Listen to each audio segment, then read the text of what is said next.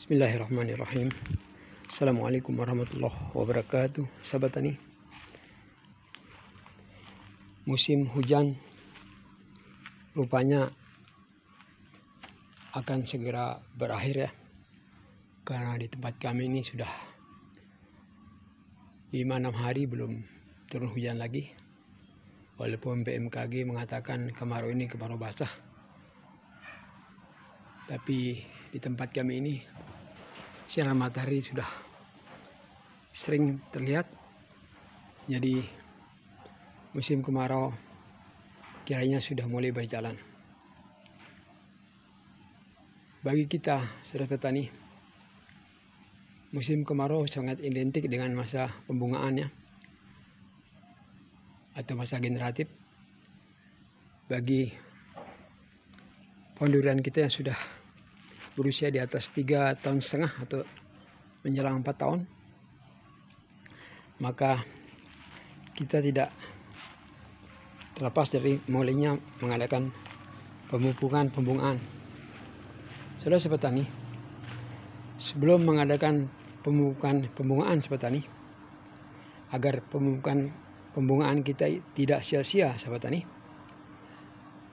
kita harus mengetahui lebih dahulu sepetani tingkat pH ya, atau potential of hydrogen daripada tanah kita sepetani, sekitar kanopi kita. Kenapa kita harus tahu tingkat pH saudara tani, terus kita baru mengadakan pemupukan fosfat atau pemupukan pembungaan ini? Karena sahabat tani, tingkat pH di bawah 6, maka unsur fosfor tidak akan bisa terserap oleh akar sahabat tani. Kenapa begitu? Seperti itu sahabat tani. Karena pada tingkat pH di bawah 6 sahabat tani, berarti media kita sedang dalam keadaan masam sahabat tani. Nah, tingkat kemasaman ini tidak akan mendukung mikroba hidup di dalam areal kanopi kita. Karena mikroba itu pasti akan mati kalau berada di hidup di lingkungan yang masam sahabat tani.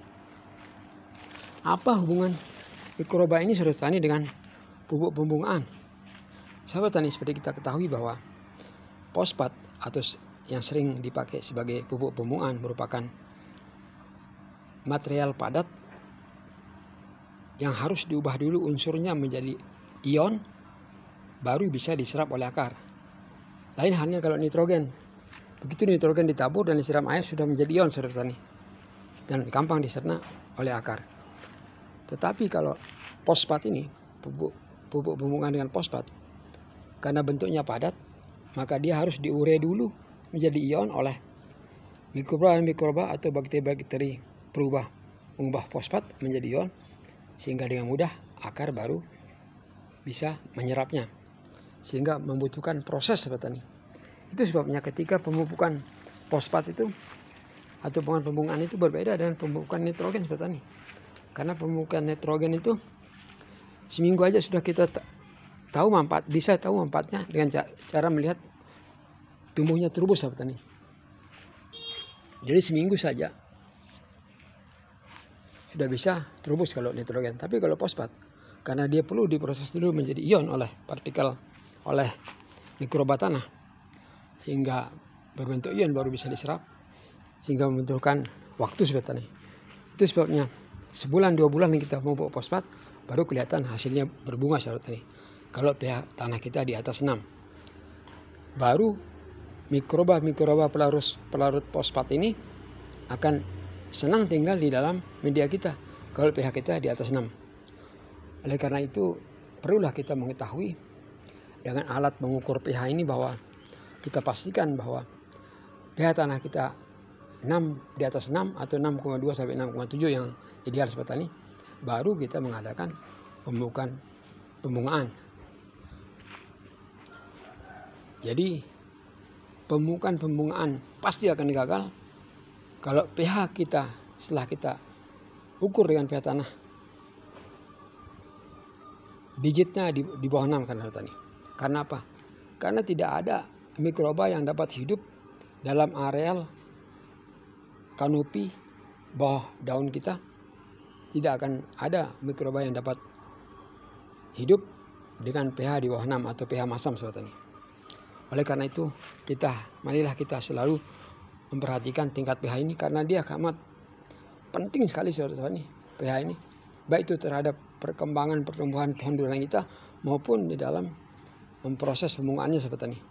Karena tanpa mikroba maka tidak ada yang mengubah fosfat itu menjadi ion dan tidak bisa akan diserap oleh akar. Itu sobat tani. Jadi kita pastikan dulu pH kita di atas 6, baru kita mengadakan pemupukan fosfat. Nah, disinilah pentingnya saudara-saudara tani unsur organik di dalam peranannya membuat mikroba ini betah di dalam kanopi kita hidup.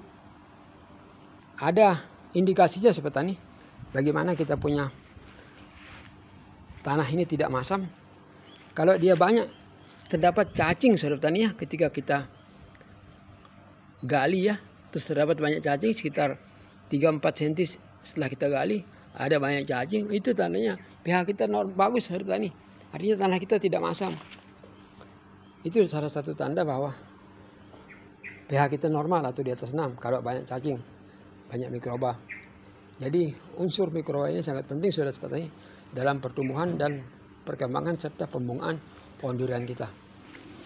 Itulah sebabnya kita tidak bisa terlepas dari organiknya saudara tani, walaupun kita memakai pupuk sintetis di dalam pembungaan, tetapi yang mencerdah atau yang mengubah fosfat ini menjadi ion untuk bisa diserap oleh akar, itulah mikroba sobat tani. Mikroba juga bisa membuat amonium menjadi nitrat sobat tani. Jadi ada mikroba yang mengubah urea atau amonium ini menjadi nitrit, lalu nitrit menjadi nitrat yang segera bisa dicerna oleh akar. Itulah peran lain daripada mikroba kita sobat tani. Untuk itu marilah kita selalu sertakan ada unsur organik, misalnya kompos atau arang sekam di sini tempat kita. Pokoknya yang bersifat organik, sehingga kanopi durian kita akan selalu terjaga oleh bakteri-bakteri baik atau mikroba baik yang dapat membuat pupuk pembungaan kita akan menjadi berhasil sobat tani. Seperti apa yang kita pernah lakukan 2 bulan yang lalu dengan menggunakan pupuk pembungaan, maka bunga adalah sedang muncul di bawah kita ini sobat tani. Ini sudah 2 minggu muncul sobat tani, maka lagi 3 minggu lagi akan terjadi proses pemekaran atau akan ada polinasi sobat tani ya. Jadi kita biarkan dia sampai mana dia bisa tahan. Kita punya bunga durian bawor nih yang sudah berumur 3 tahun 2 bulan. Jadi masa pembungaan sangat penting saudara tani dalam proses berbudidaya durian, sehingga unsur organik tetap kita perlukan saudara tani untuk membiarkan mikroba dapat bertahan hidup dan senang hidup dalam kanopi kita. Demikian dulu sharing yang dapat saya sampaikan, semoga bermanfaat.